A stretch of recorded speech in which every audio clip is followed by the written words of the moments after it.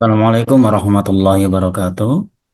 Perkenalkan, nama saya Muhammad Siroj. Hari ini akan mempresentasikan terkait analisis kebijakan pendidikan agama Islam pada masa kolonial Belanda.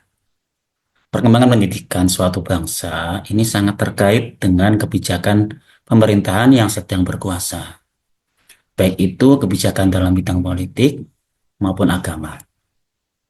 Pendidikan Islam di masa kolonial Belanda sangat terpengaruh oleh kebijakan-kebijakan yang dikeluarkan oleh pihak Belanda.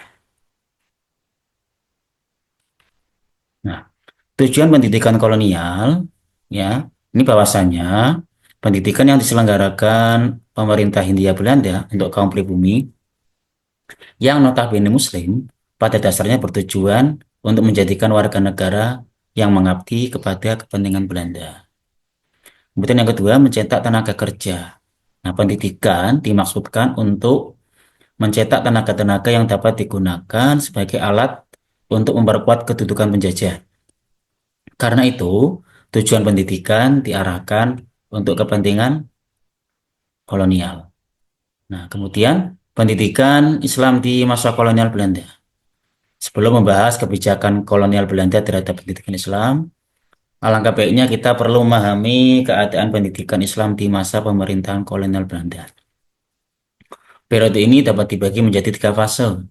Fase pertama yaitu sebelum tahun 1900, kemudian fase kedua masa peralihan, yaitu tahun 1900 sampai 1909, dan fase ketiga yaitu fase setelah tahun 1909. Kita bahas satu persatu.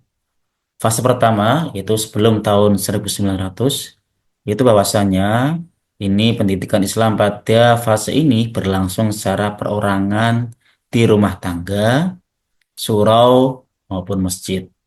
Materi pelajaran pun ini terbatas pada akidah dan ibadah, belum sistematis dan diberikan secara informal. Kemudian adanya pengaruh kolonial.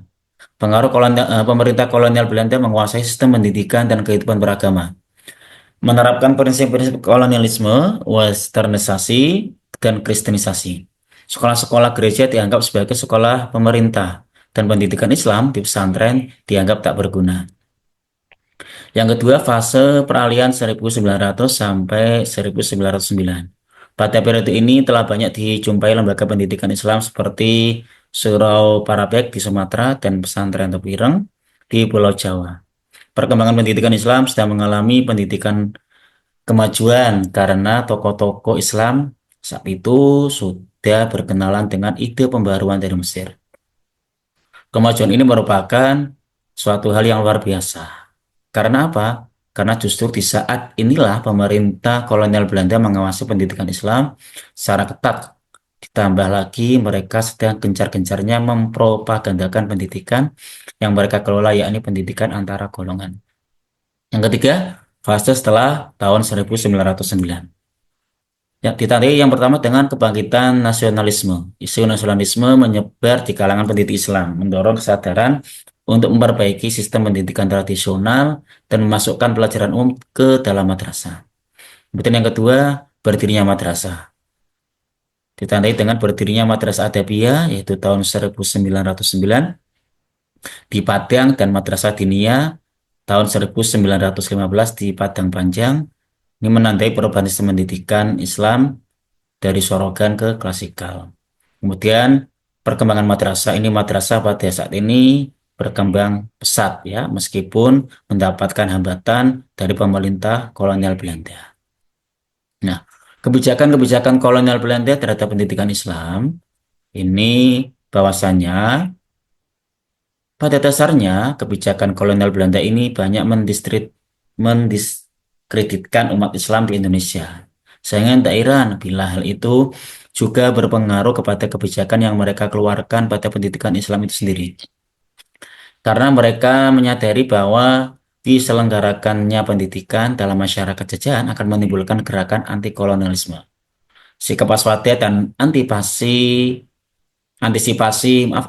Belanda kepada umat Islam tentunya dilatar belakangi oleh rasa khawatir dan takut melihat peperangan menentang penjajahan yang selalu melibatkan umat Islam di dalamnya. Terlebih-lebih gerakan tersebut dipromotori oleh tokoh-tokoh Islam yang sangat berpengaruh di masyarakat seperti kiai dan ulama. Nah, di antara kebijakannya yang apa namanya ada ordonansi guru atau peraturan-peraturan yang dibuat oleh pemerintah kolonial terhadap guru-guru pendidikan agama Islam. Itu yang pertama tahun 905. Ini bahwasanya terkait izin mengajar, guru agama Islam harus memperoleh izin dari bupati dengan kualifikasi yang baik dan pelajaran yang tidak bertentangan dengan keamanan dan ketertiban umum. Kemudian guru agama ini harus mengisi daftar murid dan menjelaskan pelajaran yang disampaikan yang dapat diperiksa oleh pejabat berwenang. Nah, adanya pencabutan izin. Izin mengajar dapat dicabut apabila apa? Apabila guru pendidikan agama Islam ini melanggar peraturan atau apa namanya tidak berkelakuan baik. Kemudian muncul lagi ordonansi guru yang kedua yaitu tahun 1952. Yang pertama, kebijakannya guru agama harus menunjukkan bukti tanda terima pemberitahuan mengajar, mengisi daftar murid, dan pelajaran dan dapat diperiksa oleh pejabat berwenang. Kemudian adanya pengawasan. Pengawasan dilakukan untuk memelihara ketertiban umum dan bukti kelayakan dapat dicabut jika guru mencari keuntungan dari murid. Kemudian adanya hukuman. Guru agama ini dapat dihukum jika melanggar tanpa surat tanda terima laporan, tidak benar laporannya atau lalai dalam mengisi daftar. Nah, kemudian ada juga ordonansi sekolah liar. Ordonansi sekolah liar ini diberlakukan pada bulan Oktober 1923 yang isinya antara lain sekolah yang tidak sepenuhnya dibiayai oleh pemerintah tidak dibenarkan beraktivitas. Hanya lulusan sekolah pemerintah ataupun sekolah swasta yang bersubsidi saja yang berhak mengajar. Secara konsep, ordonansi ini tidak berlaku untuk lembaga pendidikan Islam. Namun, pada prakteknya, sekolah-sekolah Islamlah yang menanggung akibatnya karena pendidikan Islam yang notabene dikelola oleh pribumi tanpa campur tangan pemerintah kolonial, pembiayaannya apa namanya terancam ditutup. Nah, sebenarnya kalau kita analisis lagi, ini kebijakan kolonial Belanda ini sudah dimulai sebelum adanya ordonansi guru tahun 1905. Nah, yaitu adanya campur tangan Belanda dalam pendidikan Islam. Belanda ini mengeluarkan kebijakan netral agama, yaitu yang diselenggarakan tahun 1955. Namun ini ternyata lebih banyak di atas kertas saja. Dalam prakteknya, pemerintah Belanda mendukung gereja dan memberikan bantuan yang jauh lebih besar pada pendidikan Kristen. Adanya pengawasan ibadah haji ya, seperti itu. Kemudian adanya lembaga pengawasan dan pengendalian, muncul peradilan agama. Itu berdirinya Lembaga Peradilan Agama tahun 1882 ini menandai awal pengawasan ketat terhadap pendidikan Islam, terutama di pesantren. Kemudian ada Het Kantor voor Inlandzaken atau Kantor Penasehat Urusan Pribumi yang didirikan tahun 1922. Nah, dampak positif dan negatif dari kebijakan Belanda ini ya, ada dampak positifnya dan juga ada dampak negatifnya. Positifnya, meskipun kebijakan Belanda ini sangat menekan, hal itu juga mendorong umat Islam untuk selalu bangkit dan beradaptasi. Ya, pendidikan Islam mulai mengenal sistem pendidikan Barat yang lebih maju. Nah, dampak negatifnya, kebijakan Belanda yang timpang dan diskriminatif menyebabkan perkembangan pendidikan Islam terhambat. Sistemnya dianggap buruk dan keberadaannya dinafikan. Nah, di antaranya ini ya, apa namanya, dampak-dampaknya ini yang positif yang munculnya madrasah. Ada format baru pendidikan Islam ya, yaitu dengan adanya madrasah. Kemudian adanya motivasi pendirian madrasah. Madrasah mulai didirikan, mulai muncul ya, apa namanya dengan adanya kebijakan pemerintah kolonial Belanda. Kemudian ada warisan kolonialisme. Itu yang pertama terkait dengan sistem dualisme. Kebijakan kolonial Belanda mewariskan sistem dualisme pendidikan yang menjadi dilema pendidikan hingga saat ini.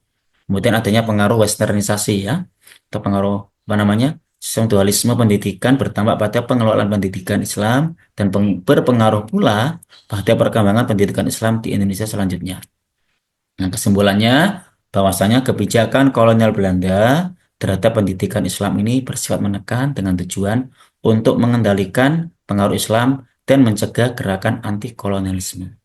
Nah, meskipun mengalami atau menghadapi berbagai hambatan, pendidikan Islam tetap berkembang, melahirkan madrasah sebagai lembaga pendidikan Islam yang memainkan peran penting dalam masyarakat.